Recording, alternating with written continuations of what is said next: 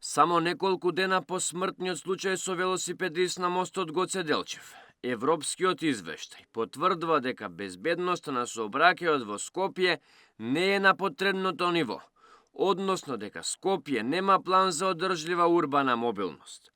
Дарко Арсовски Петровски од Наточак посочи дека погрешната стратегија, неконсултирање стручни лица во проектирање и реализирање инфраструктурни проекти, доведоа до тоа пешаците и велосипедистите да бидат небезбедни во главниот град и со тоа да имаме жртви во сообраќајот.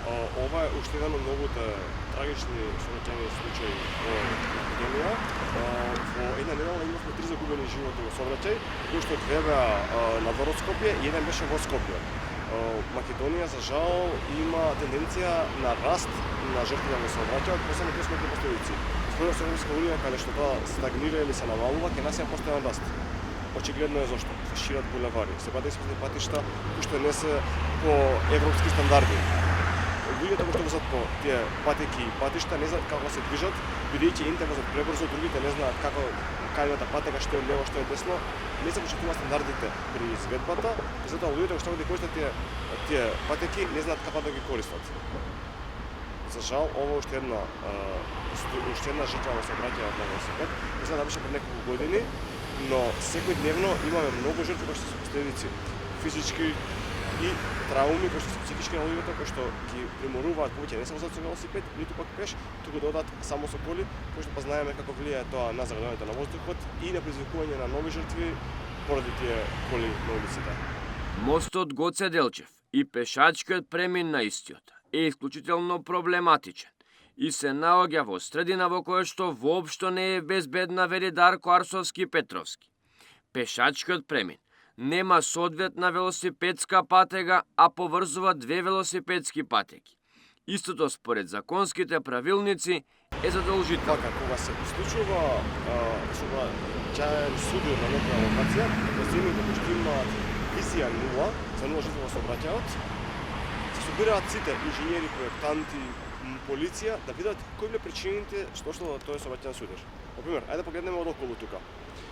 До нас е најфреквентната раскрсница на Мавровка. Под нас поминува еден повозњак што нема пешачки премини, кој што колите возат со огромна брзина. Се приклучуваат на линеска кој што очекуваат да имаат и зелен бран. Значи дека тука има дозвола да возат дури и над предпишаната брзина.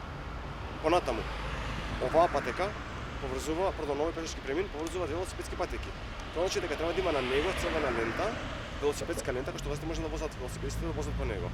Ова не е сменето неколку декади и стои се уште дека е пешачка, а не велосипедска премин. Така да отслужува конфузија во мозокот на некојшниците од еднашка. Понатаму, сите пешаци кои се движат, дали од Кале, дали од центар, ова е единствениот премин, наредниот е дури кај Влада, а па наредниот е кај Мавровка. Значи дека има концентрација голема на луѓе тука, кои што се движеле по безбедни патеки, дали се од Штади, дали е тоа од Кале, одеднаш доаѓаат на локација каде што има брзи коли. Природно е да продолжи безбедното движење полека, а не да очекува да има тука автопат. Бидејќи пирамидата на сообраќајот на првот се пешаците, а не автомобилистите кои што тука возат 100 на сат, кај што пропишаната брзина е само 50 на сат. И покрај тоа што последните денови, меѓу граѓаните се пишуваше за потребата од изградба на подземен или надвозен премин, Дарко Арсовски Петровски вели дека наместо тоа потребно е да се стесне булеварот, да се стават успорувачи, соодветна сигнализација, кое што би го направило брзото возење невозможно. Значи, лично јас не сум љубител на такви решенија, не е фер да ги приморуваме пешаците да идат од горе или од доле, додека колите си возат непрекинато напред. Имаме случаи кај што на овие избори претходни кандидат за градоначалник на Чајер збореше дека треба да се тргне надвозникот, пешачкиот премин во Чајер, бидејќи неговиот експерт странец кој што дојде тука го советуваше. Пешачките премини што се надземни или подземни не се покажуваат функционални. Бидејќи пешакот природно му доди право, а не да се качува горе-доле, за колата да може непрекинато да движи право. Јас едноставно мислам дека тука треба да има успорувачи, дали се вибрациони ленти, дали се снимање на лентите, бидејќи сепак има тука автобуска лента. Може да видиме жолта лента тука, кој што јас гарантирам дека одгледачите дали 5% знаат дека таму не сме се движи кола. Бидејќи полиција не кажнува дека автобуска лента не сме кола да иде, само автобуси треба да одат, во други држави дури такси само може да се движат.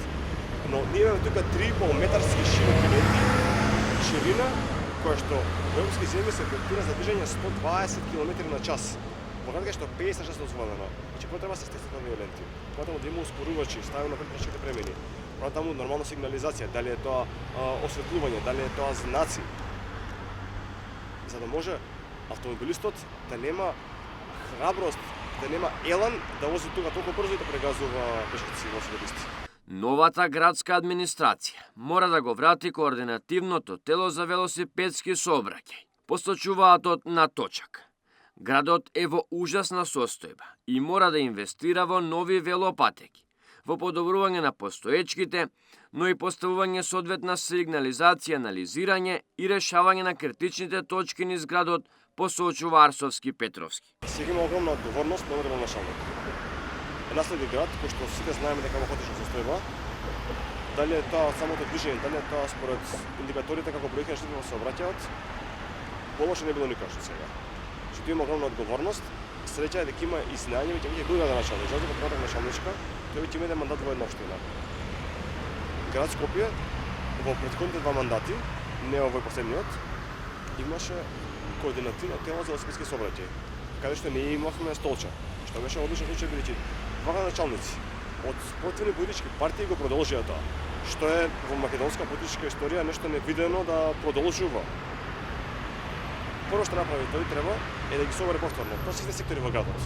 Дали е тоа планирање, сообраќај, дури и зеленило, тоа што треба да ги гранките од страна. Значи ситници кои што можеби не може да видат од планерска куќа или пак од канцеларија, но ние велосипедисти гледаме стигнем ќе возиме тука.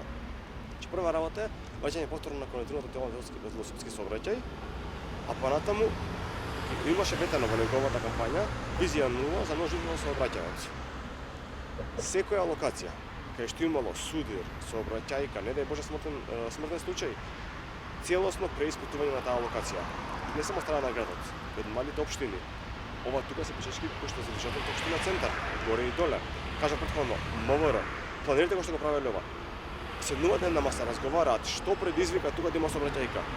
И чекор по чекор сите, на крај краишта, и ако не успе да греши сите, барем нека направим мапа, предлог решенија, бидејќи за жал ова не се решава денеска за утре, тука е процес кој што трае долго, но одговорноста е преголема, бидејќи секој спасен човечки живот вреди повеќе од било кое извинување. Македонија секоја година има троцифрен број на жртви во сообраќајот, а во последните години во Скопје особено се загрозени пешаците и велосипедистите.